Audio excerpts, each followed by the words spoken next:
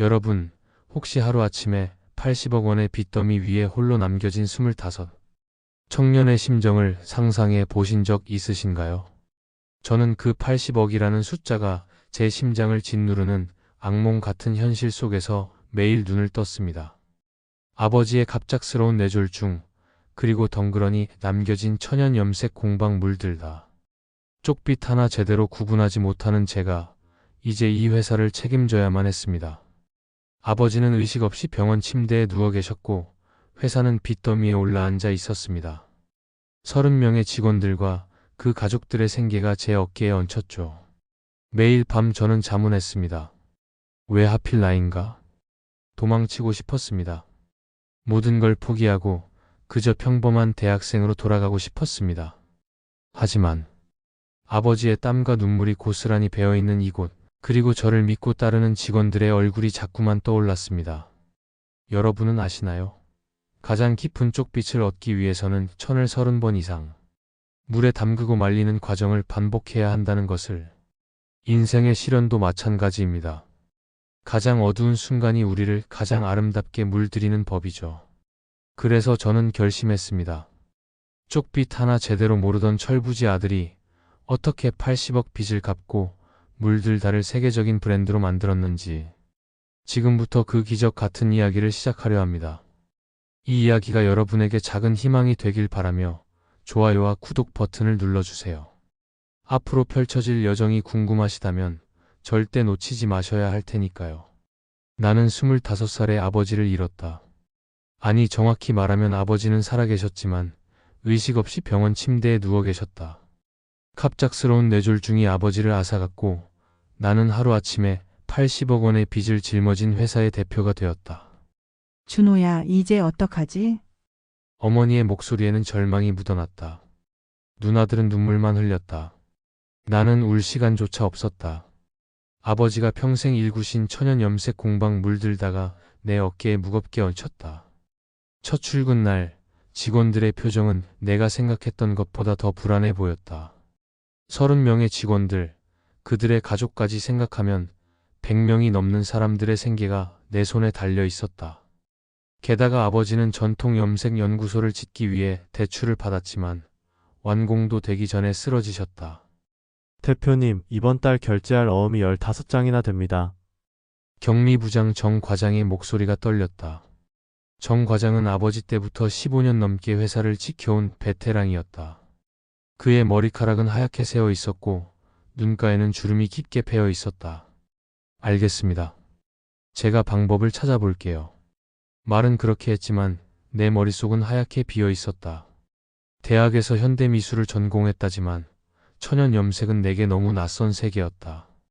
밤마다 아버지의 작업실에 앉아 염색 레시피 노트를 들여다보며 한숨만 내쉬었다. 어느 날 밤, 아버지의 책상 서랍에서 낡은 앨범 하나를 발견했다. 앨범을 펼치자 어린 시절 내 모습이 나왔다. 아버지와 함께 쪽 염색을 하던 사진이었다. 아버지는 환하게 웃으며 내 작은 손을 잡고 천을 물들이고 있었다. 아들아, 이쪽 빛은 우리 민족의 혼이란다. 언젠가 너도 이 깊은 빛의 비밀을 알게 될 테니 잘 봐두렴. 그때는 아버지의 말씀이 그저 흘러가는 잔소리처럼 들렸다. 하지만 지금 그 말씀이 예언처럼 느껴졌다. 눈물이 흘렀다. 아버지가 그립고 내가 원망스러웠다. 왜 더 열심히 들으려 하지 않았을까? 왜 아버지의 일에 더 관심을 가지지 않았을까? 6개월이 지났을 무렵 첫 번째 위기가 찾아왔다. 대형 패션 브랜드가 계약을 파기하며 우리 회사도 연쇄적으로 타격을 입었다. 직원들의 월급을 줄 돈조차 없었다. 다들 조금만 참아주세요. 제가 새로운 길을 찾아볼게요. 나는 중고 오토바이를 구입했다. 남색이었는데 인기가 없어 다른 색보다 50만 원이나 쌌다. 오토바이 뒤에 회사 로고 스티커를 붙이고 가방에 샘플 천을 가득 싣고 전국을 돌았다. 새벽에 출발해 서울, 대전, 부산, 광주. 하루에 세 끼 제대로 먹을 시간도 없었다. 고속도로 휴게소에서 김밥을 사 먹으며 다음 거래처로 향했다. 그렇게 1년이 지났다. 회사는 간신히 버티고 있었지만 미래는 여전히 불투명했다. 그러던 어느 날 우연한 기회가 찾아왔다. 2014년 세계적으로 지속 가능한 패션이 화두였다. 한 해외 패션 브랜드에서 연락이 왔다. 천연 염색으로 변색되지 않는 원단을 만들 수 있을까요? 이 제안은 우리 회사의 운명을 바꿀 기회였다. 하지만 문제가 있었다. 천연 염색은 시간이 지나면 색이 바래는 것이 일반적이었다. 우리는 밤낮으로 연구를 시작했다. 준호야, 또 밤새니? 이러다 아버지처럼 쓰러지면 어쩌려고 그래. 어머니의 걱정 어린 목소리가 귓가에 맴돌았지만 나는 멈출 수 없었다. 실패와 좌절을 거듭하면서도 한 가지 생각만 했다. 이것이 마지막 기회일지도 모른다. 3개월의 연구 끝에 우리는 해냈다. 전통적 염색의 현대 과학 기술을 접목해 오래 보관해도 색이 바래지 않는 비법을 개발한 것이다.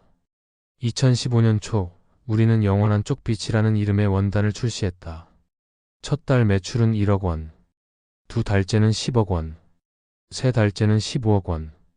믿을 수 없는 일이 벌어지고 있었다. 패션 업계에서 입소문이 나면서 사람들이 우리 제품을 찾기 시작했다. 하지만 나는 여전히 불안했다. 이것이 일시적인 유행이라면? 다음 달에는 매출이 뚝 떨어진다면? 그래서 우리는 멈추지 않았다. 쪽빛 외에도 홍화, 치자, 황토 등 다양한 천연 염료를 활용한 컬렉션을 개발했다. 그리고 예상치 못한 곳에서 기회가 또 찾아왔다. 바로 해외였다. 프랑스에서 한 디자이너가 우리 원단으로 만든 드레스를 파리 패션 위크에서 선보인 것이 시작이었다. 그 후로 유럽의 명품 브랜드들이 한국을 찾아 우리 원단을 주문하기 시작했고 세계 각국에서 수입 요청이 쇄도했다. 프랑스 패션 협회 통계 자료에 따르면 유럽에서의 한국산 천연 염색 원단 점유율은 0.1%에서 45%까지 급증했다. 이탈리아, 영국, 심지어 북유럽에서도 우리 제품을 찾기 시작했다. 올해 밀라노 패션 위크에서는 우리의 천연 염색 원단으로 만든 컬렉션이 대상을 수상했다. 그 장면이 전 세계 패션 미디어에 퍼지면서 화제가 되었다. 준호야, 이탈리아에서 제안이 왔어.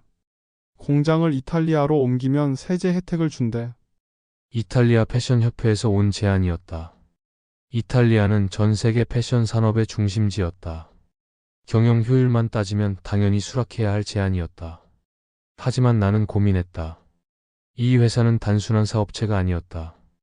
아버지의 꿈이었고 우리 직원들의 삶의 터전이었다. 한국에 남겠습니다. 오히려 연구소를 더 지어 일자리를 늘리겠습니다. 그렇게 우리는 전남 나주에 새 연구소를 지었다. 직원 수는 30명에서 200명으로 늘었다. 빚 80억은 완전히 갚았고 매출은 900억 원을 넘어섰다.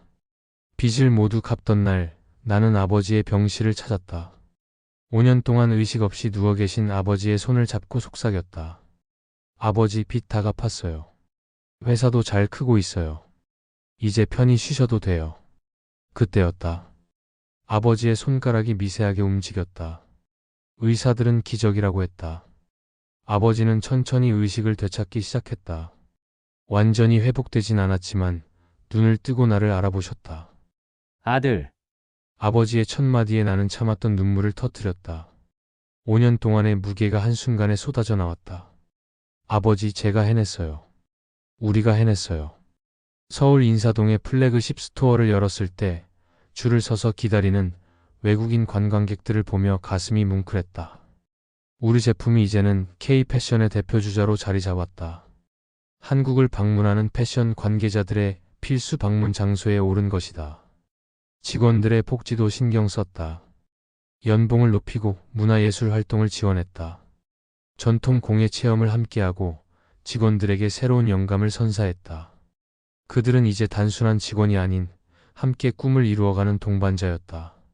오늘 밤 아버지와 함께 연구소 정원에 나왔다. 휠체어에 앉은 아버지는 쪽빛으로 물든 천이 바람에 나부끼는 것을 바라보며 미소 지었다. 아들아, 내가 자랑스럽구나. 아버지의 말씀에 가슴이 뭉클했다. 25, 아무것도 모르던 내가 이렇게 성장할 수 있었던 건 모두 아버지 덕분이었다. 아버지가 물려주신 것은 빚진 회사가 아니라 포기하지 않는 정신이었다. 아버지, 제가 이 일을 하면서 깨달은 게 있어요. 삶은 천연 염색과 같아요. 처음엔 빛이 바랄까 두렵고 과정은 더디고 힘들지만 인내하며 기다리면 세월이 흐를수록 더 깊고 아름다운 빛을 내게 됩니다. 어려움도 마찬가지예요. 처음엔 힘들지만 그 과정을 통해 우리는 더 단단해지고 더 깊은 색을 담아내게 되는 것 같아요. 아버지는 말없이 내 손을 꼭 잡았다. 그 손길에서 나는 따뜻함을 느꼈다. 우리는 함께 하늘을 바라보았다. 쪽비처럼 깊고 고요한 하늘이 마치 우리의 미래처럼 무한히 펼쳐져 있었다. 여러분, 저는 오늘도 아버지의 작업실에서 천을 물들입니다. 80억의 빛과 함께 시작했던 이 여정이 이제는 세계를 물들이는 꿈이 되었습니다. 때로는 자신이 선택하지 않은 삶의 색이 입혀질 때가 있습니다. 저에게는 그것이 아버지의 병원과 회사의 빛이었죠. 하지만 알고 계신가요? 가장 깊은 쪽빛은 30번 이상 천을 담그고 말리는 과정을 반복해야 얻을 수 있다는 것을. 인생도 마찬가지입니다. 우리가 겪는 어려움의 반복 속에서 비로소 가장 아름다운 색이 만들어집니다.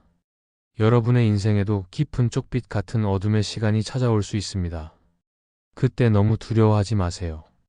그 어둠조차 결국 여러분만의 아름다운 색으로 변할 것입니다.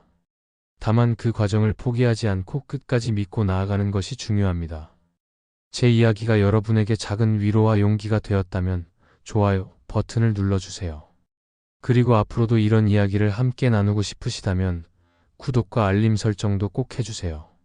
여러분의 인생에서 가장 어려웠던 순간과 그 시간이 어떤 색으로 물들었는지 댓글로 나눠주세요. 우리의 이야기가 모여 더 큰 희망의 빛을 만들어낼 테니까요. 안녕히 계세요, 여러분. 함께 해주셔서 고맙습니다.